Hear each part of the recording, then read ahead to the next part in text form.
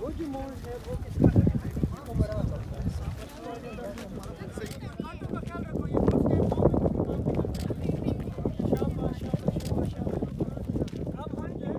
میرا نام ڈاکٹر کیسر عباس بھٹی ہے، میں department of chemistry in Qurtuba university میں اسسٹنٹ پروفیسر ہوں۔ آج ہم رحمان ڈھیری پہ آئے ہیں۔ رحمان ڈھیری کو رحمان ڈھیری اس لیے کہتے ہیں کہ رحمان صاحب ایک بلوچ سردار تھے جس نے 14ویں صدی میں، کیونکہ بلوچ ڈائنیسٹی 14 سینچری سے شروع ہوتی ہے، وہ سب سے پہلے یہاں پر آئے، اسی ماؤنٹ پر انہوں نے ریزائڈ کیا۔ ان کی اولادیں ابھی بھی ٹھٹھا بلوچہ کے نام پر ابھی بھی ان کا گاؤں ہے، وہ خاندان ابھی بھی موجود ہے۔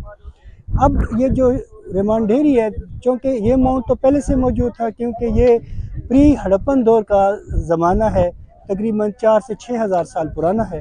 یہ جو ماؤنٹ ہے یہ اصل میں ڈھیری 2 حصوں میں تقسیم ہوتی ہے۔ ہمارے جو بیک سے آپ کے بیک سائڈ پہ جو پیچھے کا ایریا، یہ عمرا کا ایریا تھا، اور یہ جو ایریا تھا یہ عوام کا تھا۔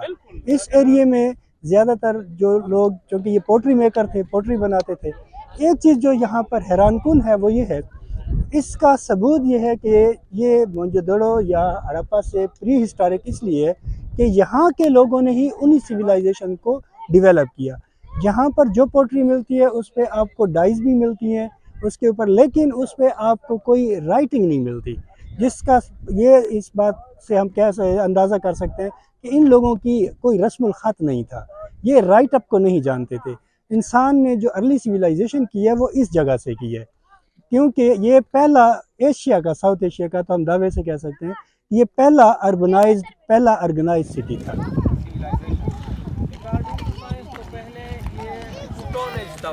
میرا نام عامر عمر ہے اور میں directorate of archaeology and museum میں ایز اے آرکیولوجیکل کنزرویٹر کام کرتا ہوں۔ آج کا جو ٹور ہے بیسیکلی یہ ڈیرجات جو فیسٹیول ہے اس میں ہمارے پارٹ پہ، آرکیالوجی کے پارٹ پہ، یہ ہم نے مختلف جو آرکیولوجیکل سائٹ سے، کل ہم گئے تھے ساؤتھ کاپر کوٹ، نارتھ کاپر کوٹ، آج ہم رحمان ڈیری آئے ہیں۔ اس ٹور کا مقصد یہ ہے کہ ہم پبلک کو ادھر لے اور اس تاریخی ورثے کے بارے میں ان کو آگاہ کر دیں۔